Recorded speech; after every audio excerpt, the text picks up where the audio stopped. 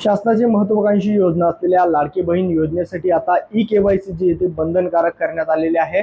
मात्र सरकारची जी अधिकृत वेबसाईट आहे ladkibaheen.maharashtra.gov.in ही वेबसाईट ओपन होण्यास अनेक अडथळा येतोय। लवकर ही वेबसाईट ओपन होत नाहीये, तर दुसरीकडे ई-केवायसी साठी जा हा फॉर्म या ठिकाणी ओपन होत असतो। मात्र त्यानंतर या ठिकाणी लाभार्थींचा आधार क्रमांक आणि त्यानंतर जो कॅप्चा कोड आहे तो या ठिकाणी टाकला जात असतो आणि त्यानंतर आधार प्रमाणित करण्यासाठी एक संमतीपत्र या ठिकाणी दिलेलं आहे। मात्र ओटीपीचं जे ऑप्शन आहे ते दाबल्यानंतर या ठिकाणी एरर असा येतोय आणि यामुळे ओटीपी सध्या सेंड होत नाहीये। त्यामुळे ही ई-केवायसीचा फॉर्म भरला जात नसल्याची परिस्थिती आहे। यामुळे अनेक महिलांना याचा मनस्ताप जो तो सहन करावा लागत असतो। वेबसाईटवर अनेक अडचणी सध्या या ठिकाणी पाहायला मिळत आहेत। कुठल्याही प्रकारचा ओटीपी या ठिकाणी येत नाहीये। मोबाईल नंबर देखील या ठिकाणी मोबाईल नंबरवर ओटीपी येत नसल्यामुळे हा फॉर्म जो आहे तो ई-केवायसीचा सध्या भरला जात नसतो।